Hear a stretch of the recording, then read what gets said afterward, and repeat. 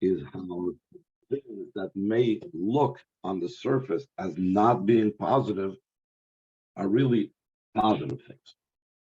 You're going to read the text itself, not the title. Is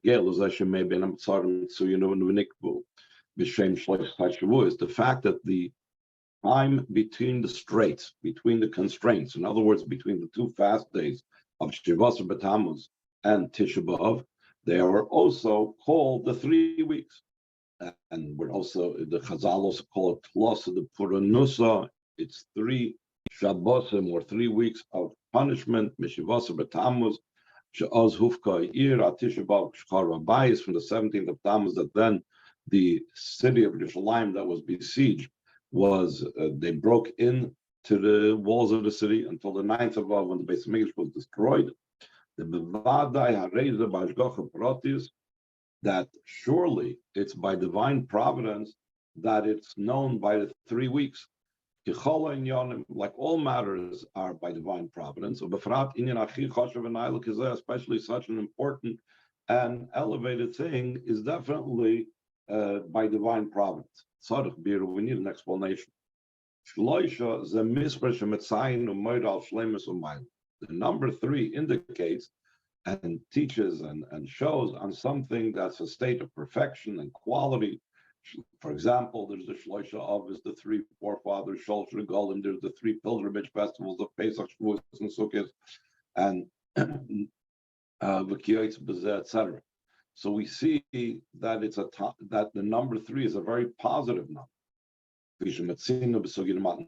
Like we find in the Gemara, the part of the Gemara that deals with Matan Torah, it talks about the concept of the number 3 is very much connected with the giving of the Torah. It says the Brich Rachmana, Hashem is blessed.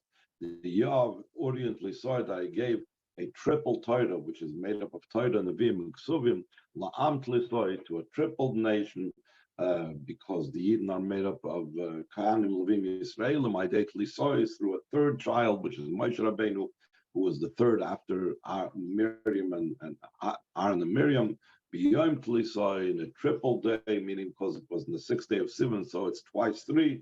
B'yarchet Lisai, in the 3rd month from Nisan, it was given in the month of Sivan. And the Mefarshim over there in the Gemara bring more things that the number 3 has to do with Matan Torah.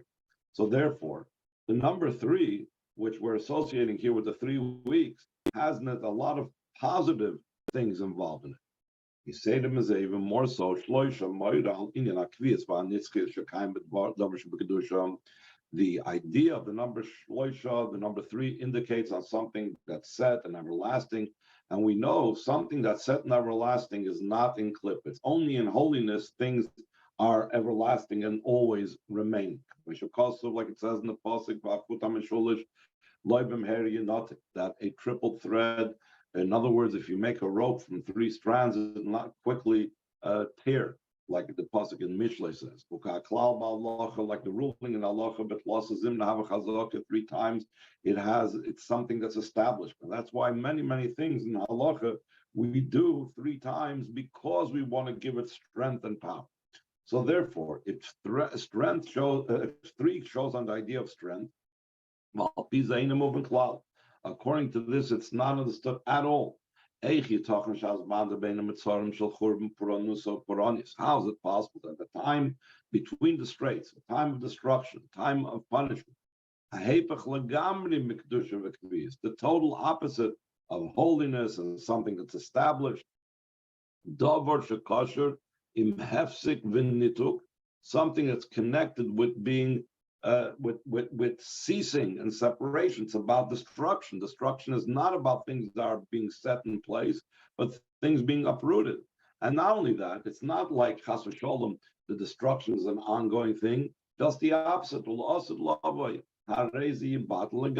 the future, this will become totally nullified. How could it be Yikva Dafka Mispar Shloisha will be established specifically in the number 3? Sholosh Shavuos, 3 weeks, Shemoid al Kviyas v'Chazaka, that indicates something that's set and something that's a Chazaka. The entire message of the 3 weeks is something the opposite of Chazaka. So the, so the message that the Rebbe is going to bring out, the fact that it's brought out in the number 3, indicates that its true idea, the true message of the 3 weeks is that within the concealment is the good already, which is the whole idea of B'tachon and Simcha, and knowing that there's the good that's inside what seems to be negative. At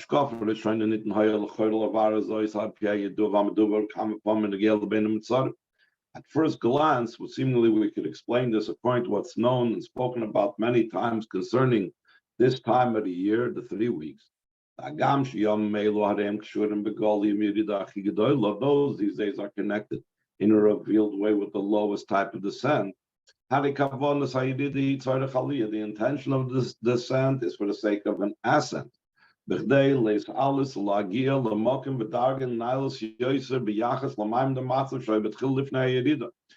be able to rise up and to reach that place and such a high level, much higher than the state and situation that was initially before the descent. Until we reach the ascent of the true and complete redemption,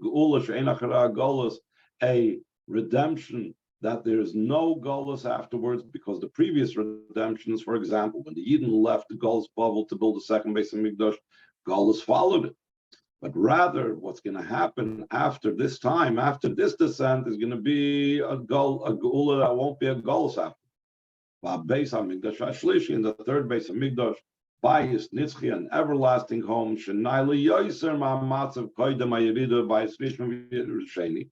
That's higher than this situation before the descent in the first base of Mikdash and the second base of Mikdash, that they were destroyed. And there was a Golus following. According to this, seemingly we could say that these 3 weeks indicates and hints on the ascent of the number 3,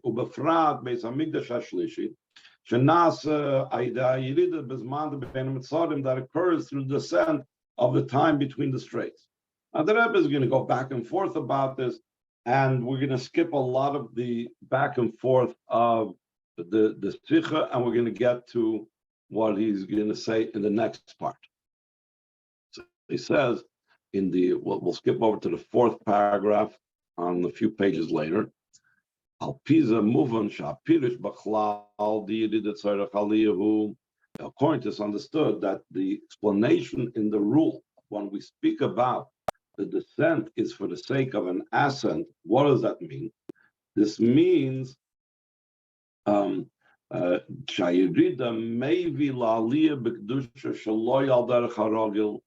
descent brings to an ascent in holiness, not in a normal fashion.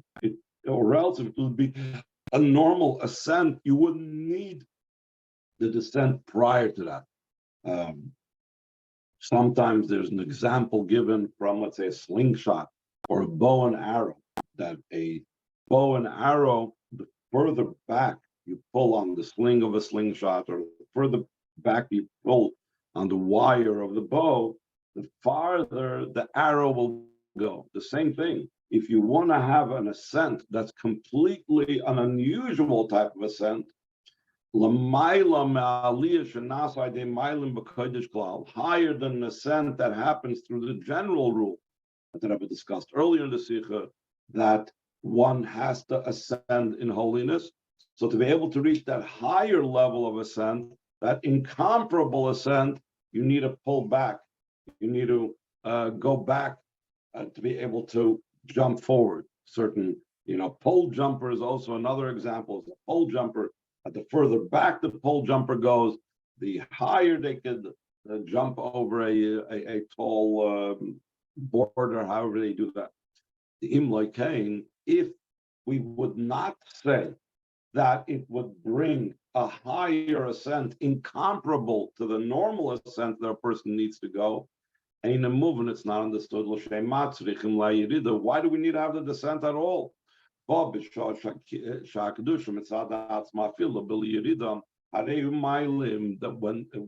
Kedusha on its own, even without a descent, it's in a state of elevation. So that the ascent should be in a higher level, in an incomparable way, in an unusual way. Hashem made it should be something totally new, something totally out of the box. A temporary descent, its goal is surely, skip the parentheses, toiv, to be good. In other words, everything is purpose is good. And then the Rebbe says in the parentheses, in every matter, not a descent. Everything we know is for good. Again, this theme of our Shir and B'tachon. Everything is for the good. So therefore, even the descent is there for good.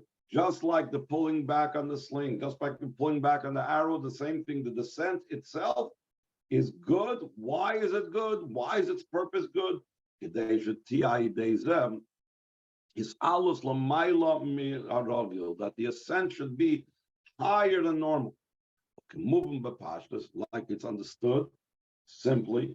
Kasher oilim b'kodesh, when one goes up in sanctity, mailim b'kodesh aydar charagil, in an ordinary, normal fashion. So then it's in an orderly fashion, and therefore the ascent is by increments. But if there's a temporary descent, some type of obstacle, some type of blockage, concealment in the covering, that prevents the ascent, similar to something like damming up a river. So then, even greater powers are revealed that bring to an ascent. Just like I said before, if you dam up a river, so then the power of the water is so much more powerfully because you dammed it up. So then there's so many more koichas, until it's not just ascending, but it's jumping. Ascending means that's incremental, it's step by step. But by having the Yerida beforehand, so then the aliyah that happens is not incremental, not step by step, but in a way of jumping. Higher than an ordinary type of ascent, an ordinary type of elevation. Yes, Shloimar, we could say, Al Derech Sheyesh the Maila Ba'aliyah Shabbai De'arid Legab Ba'aliyah the Maila B'Kodesh, just like there's an advantage in the ascent that comes after the descent, in comparison to the ascent that usually happens when you're increasing in holiness. In Al Derech Zagam Ba'aliyah Shabbai De'arid Gufa, also in the ascent that comes about through the descent itself. So there's different type of descents. There is a descent, the way Hashem just established in the creation. The Rebbe earlier in the Sichas spoke about that the second day of creation was like a bit of a descent in comparison to the third day.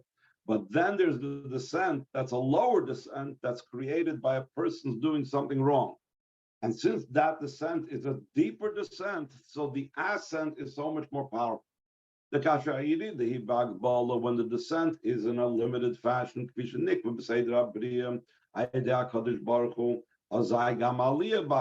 when it's a descent where Hashem established a descent in creation. It's Hashem made the creation be a descent.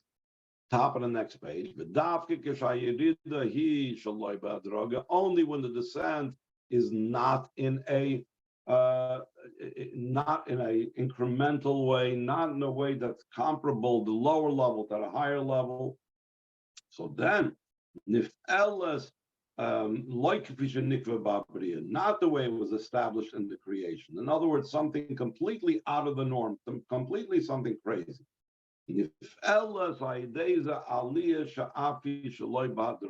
it's affected in a sense that's also incomparably jumping higher, much more. And let's skip over the next two lines to the last line of this first paragraph. Le'umas ha'aliyah, in comparison to the ascent, as opposed to the ascent. This is like the ascent that's affected as a result of the descent that comes about through a person's sins. And this, the Rebbe says in the footnote that this is the reason why in the place that Baal Tshuva stand, Tzaddikim Geburim cannot stand, because you have that great and powerful, you need to reach that great and powerful level of ascent that only the Baal Tshuva can reach because he descends. So he's saying, so now we're going to connect it with the number of 3. I'll move on. In the descent of the sin itself, so there's different types of descent of the sin. When the descent has to do with a sin in a way that's connected with the number 3, that ever brings in the footnote that clippers are also in the number 3. There's Shol Shlupsat Meis, the 3 totally impure clippers. That shows that it has power and it's set, because that's the idea of the number 3. Number 3 indicates, like we said at the beginning, of strength, and that it's established and set. It's not like an ordinary descent that takes place through a sin in an ancillary way, in a just passing type of way. So then when it's the descent is marked by the number 3, that is such a powerful type of descent. So then the ascent that occurs through it is in a much higher way than a normal descent of something negative, in such a way that's completely incomparable to before. Signa Nachem, a different way of putting this. She read, one second, let's maybe skip over a little bit.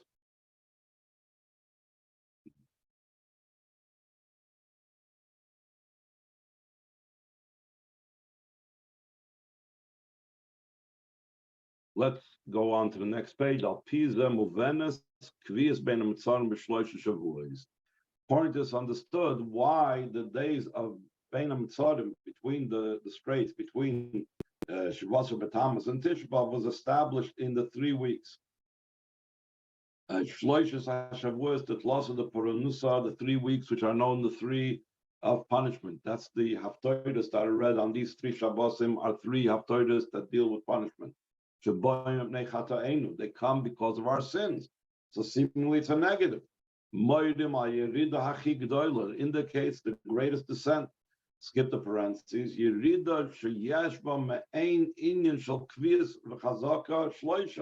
A descent that has something that shows on it's established, and the power and strength of the number 3. So let's continue to the next paragraph. Like we see in this final golus. It was not established, our final golus was never set a time frame for it. Like a golus bubble, not like golus bubble. The exile in Bavel, the Navi said they'll be away from Eretz Yisrael for 70 years. And the Gemara explains about that. Let's skip over to the next paragraph. The Yisaydim is there, even more so how bad this golus is in comparison to other golus. So here's what the Rebbe is trying to bring out. The very fact that this golus is so long and so terrible and not revealed at time, that's not in a way a negative. It's because it's so low that it's going to have such a positive. Yisaydim is there, even more so. Even after the end of golus came. That Rebbe quotes the Gemara, that all projected ends of the golus already concluded. The golus is drawn out more and more. In 1900 shana, even more than 1900 years. When you're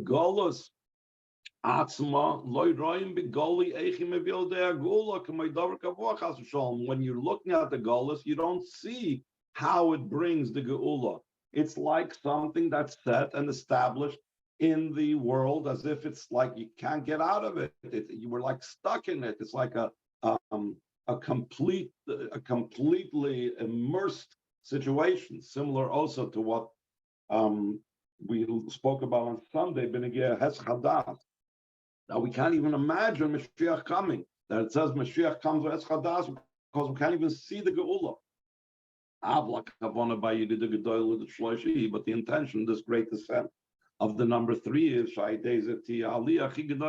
through this will be the greatest ascent until it's completely incomparable to the elevations that are prior to it. Even it's incomparable to the numbers 3 of Kedusha. The number 3 in the descent is even going to be a higher revelation of Kedusha. Let's skip over to the next paragraph. You say to Mizu even more so. Since the inner idea of every descent is the ascent that it's affected from it, skip the parentheses. Moving, it's understood. The inner aspect of the descent of the 3 weeks of punishment, of the consequences, is it's the greatest ascent in the number 3 that will become revealed when Mashiach comes. It will be a revelation of the 3 levels in intellect. Chassidus says that the 7 lands of Canaan was what we conquered at present. When Mashiach comes, we're going to have another 3 lands, which corresponds to the 3 levels of intellect. And the word paranusa, even though we've been translating it as punishment, it's also related to the word being opened and loosened up. All the lights will be opened, will be pashtus. And simply put, what's the ultimate number 3 of Mashiach's times? The revelation of the 3rd Beis Hamikdash. So we see the number 3 in the negative, in the punishment, contains in it already, is immersed in it already, the number 3 of the positive. According to this, we understood the advantage that's going to be in the 3rd Beis Hamikdash. In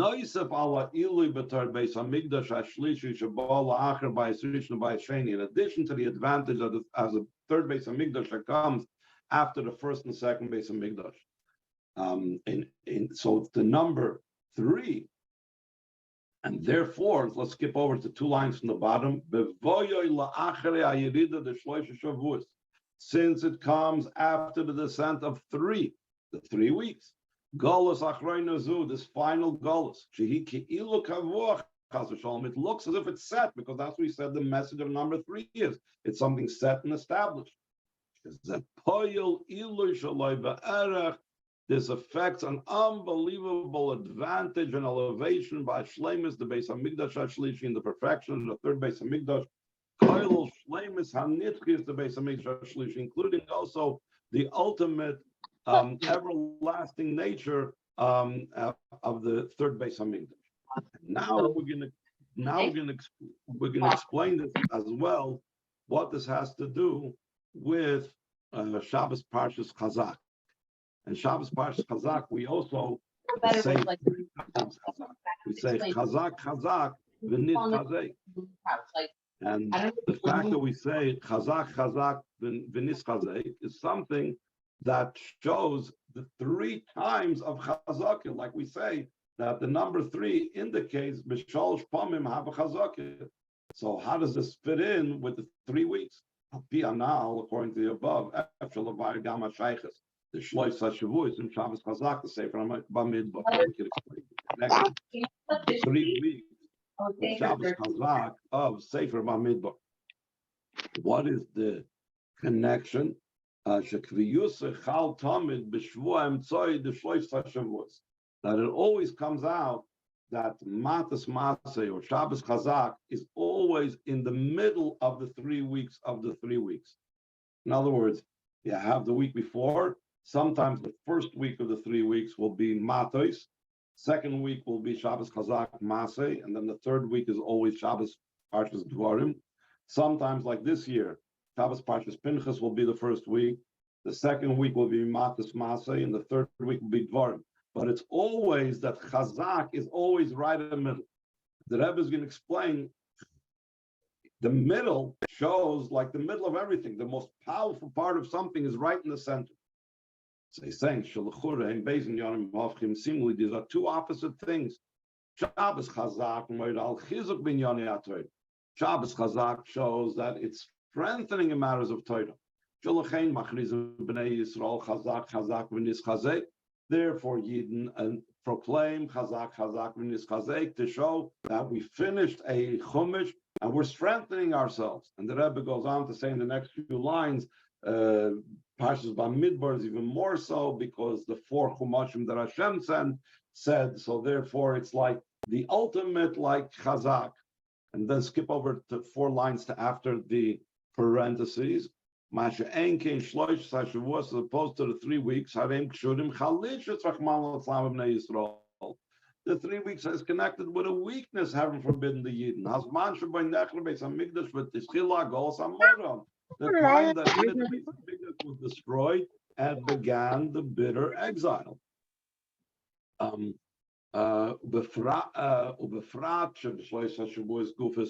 in the 3 weeks themselves, it always comes out Shabbos Chazak in the middle week, in the full force of the 3 weeks. We know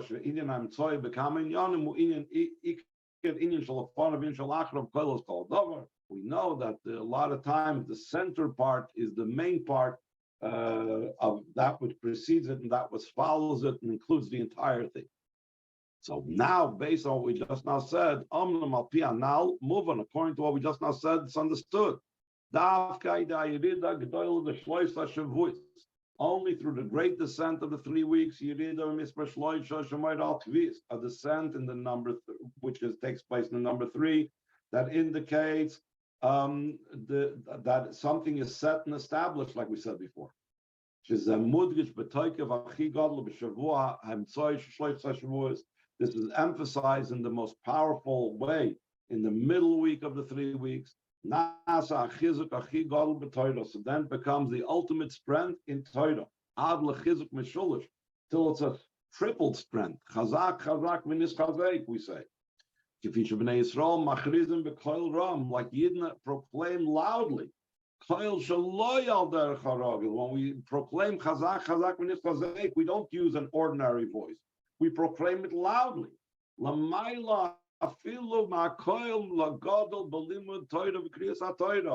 Louder even than the loud voice that we use in or the loud voice that we read the Torah in Gamba Oifen.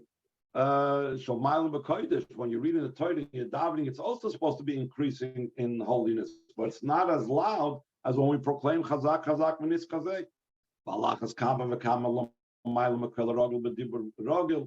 How much more so it's higher than a normal voice in a normal speech. Therefore, specifically in the middle week, in the most centered and powered time. So the 3 weeks, we conclude the 4th book through Koilol Hasiyum Shal Kol Arbas Asfarim Kol Torah Kanal. Like we said before, it includes the conclusion of all the 4 books, which is the entire Torah, because the 4 books was the one said by Hashem and Chumash Dvarim was said by Moshe Rabbeinu. In Chizuk Gadol Chazak Chazak V'nis Chazek, with a great strength of saying Chazak Chazak V'nis Chazek, but Los Zirna Hav Chazake, 3 times it makes it powerful and strong. Chazake b'Chazak Gufa, it's Chazake in Chazak itself. And here is the lesson of how we're supposed to look at everything negative, including the Golos. The lesson that everyone could learn from this. The 3 weeks strengthen and inspire every year. The long Golos is not supposed to bring, heaven forbid, to give up. But just the opposite. To recognize the great ascent. The unbelievable, in a positive way, ascent will be as an outcome of the goals. And recognizing this has to express itself in actuality. With an additional strengthening by every single one in all matters of Torah mitzvahs, like it says, Elohim mitzvahs, We have to increase in an uncommon manner, in a beyond regular manner, because it has to be corresponding to the descent. Just like the descent of these 3 weeks and this long gullus was an unusual descent, so therefore our addition and increase has to be unusually so. Be idea by knowing. Ki ein mal is spoil machesh chagolus. We should not become excited and affected by the darkness of golus. Adra, but just the opposite. By the Hisafa, but Torah mitzvahs yivatu legamnis chagolus. That through increasing in Torah mitzvahs will totally nullify the golus. The avius agula mitzvahs v'ashlema will bring the complete redemption and should come immediately. Since we do not know what's exactly going on by Golos, the thing that we do know is it needs to be increased a matter in Torah mitzvahs that up till now was not done. Therefore,